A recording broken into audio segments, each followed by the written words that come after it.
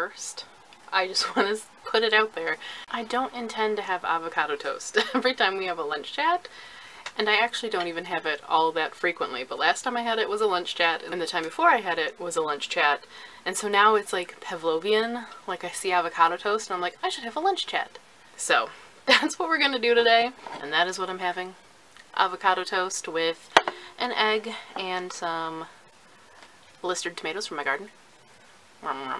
While we talk about an Austen and August book, which brings me to the second thing. It's been brought to my attention that I tend to use book chats for books that I'm feeling a little negatively about, which is sort of true, but not always true. So today's book is actually one that I'm not feeling so super negative about. It's not a weird one that I need to talk through. It's just a book that I wanted to review for you guys for Austen and August, and I thought we could chat. So grab yourself a bite to eat and sit down with me and let's have lunch together while I chat about a certain Austen retelling.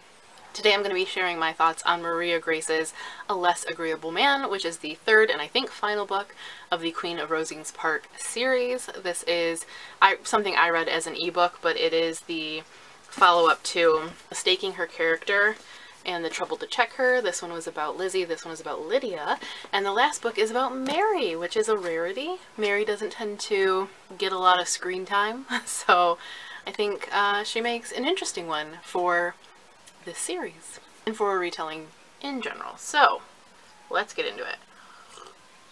If you're just joining me for Austen and August and you are not used to me in general, if you are not a fan of people talking with their mouth full or hearing mouth noises, you might want to skip this one. Everyone else is used to me, so we can proceed.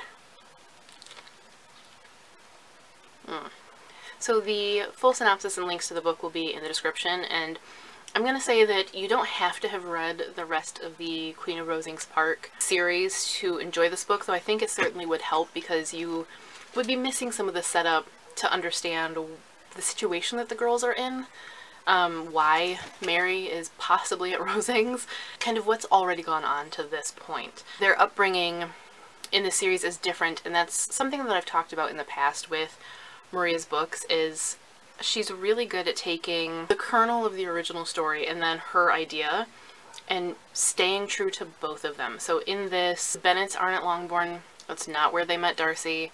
They actually are at Rosings, where Mr. Bennet works for Lady Catherine. So it's a totally different approach, and that leads to some very different things in character development and who they become and why they become that way, which is one of the things I really like about Maria's approach to the stories. She does take those sort of kernels of who they are, that core of who they are, but she doesn't feel the need to keep them exactly as they were in Pride and Prejudice, because it's not Pride and Prejudice. This is the Queen of Rosings Park. So she really approaches it from sort of a psychological point of view, I would say. Like, if A, then B.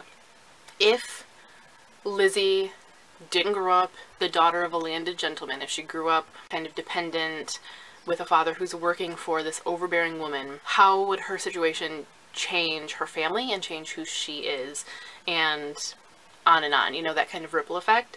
Maria really explores that, and I really enjoy that. And I think if you didn't read the first book, you would be missing some of that, and you wouldn't necessarily understand the context of the sort of situation, I guess, that Mary's in, and why maybe her character is a little bit different than you're expecting, which is something to talk about, because I was gonna say Mary is a very different character from Pride and Prejudice in this book, but really, who knows? It's not like we get a ton of Mary's perspective and who Mary is in the original books. She's very young, you know, and she's kind of in an awkward position. She's trying to figure out who she is, being the dreaded middle child in between, you know, her older sisters, Lizzie and Jane, who are just universally liked, and actually her younger sisters are pretty universally liked too. I mean, maybe in a different way and by a different crowd, but Kitty and Lydia are popular. They all are more comfortable in society and can win people over, and Mary's just kind of not that person,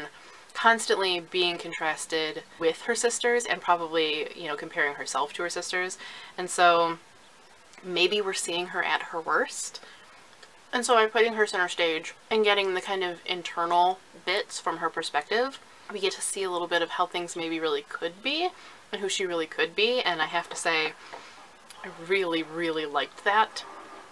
I don't know if everyone will find it accurate to who they think Mary would be, but I think it's really kind of a compelling approach, and I don't want to give spoilers into who she is, but I think like a lot of people who are very quiet and buttoned up, inside there's a lot kind of seething and a lot she wants to say, and just is kind of, it's building up and it's about to boil over, and I think that was perfect. I think that was a perfect approach to take to Mary, to make her interesting to the reader and to still be believable to who the character could potentially be and who she is in this Rosings Park setting.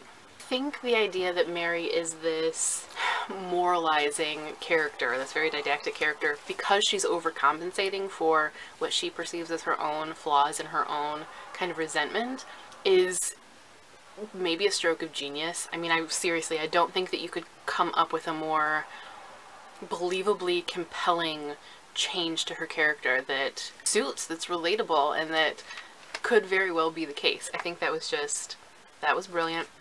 That was brilliant. I'm just saying. She feels like an empowered version of herself, and I fully embrace that. From a series perspective, it kind of flows with the rest of them in a way that really caps it off nicely. And I think, I mean, I would have to kind of refresh my memory a little bit of what happened in book 1 between Lizzie and Darcy, but I think this might surprisingly be my favorite of the bunch. I don't want to get into who the love interest is and spoil that for you, even though I think you'll probably figure it out pretty early on, but I'm surprised by how well they work. I mean, partly it is definitely because of those character changes, character motivations, but with that character change, it makes such a perfect pairing. It was such a good idea.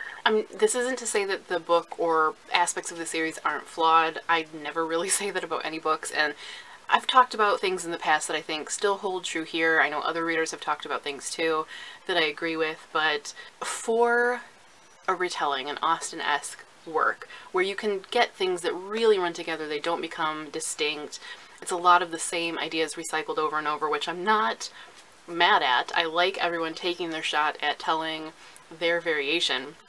I think that this series, and especially this book, stand out and are more memorable than a lot of the ones I've read. Definitely stands out, definitely is unique, and gives you a character that you just never see. She never gets her own thing, and so I really appreciate that. I kind of had to applaud her for that. I think it was a great way to go. Lizzie obviously always gets stories, sometimes Jane does. You can see Lydia getting a story, but otherwise you would kind of expect the third book to be maybe Kitty. People do occasionally deal with Kitty every now and then because she's got some liveliness that they want to work with, but people just shunt Mary off to the side, and I think I'm really glad that Maria didn't. I kind of want more. I want more people to work with her and take a similar approach to her, although that would kind of be biting Maria's idea and maybe make it a little less unique, but I want more from these two. I want more from Mary and her beau. It just worked, man. I really liked it.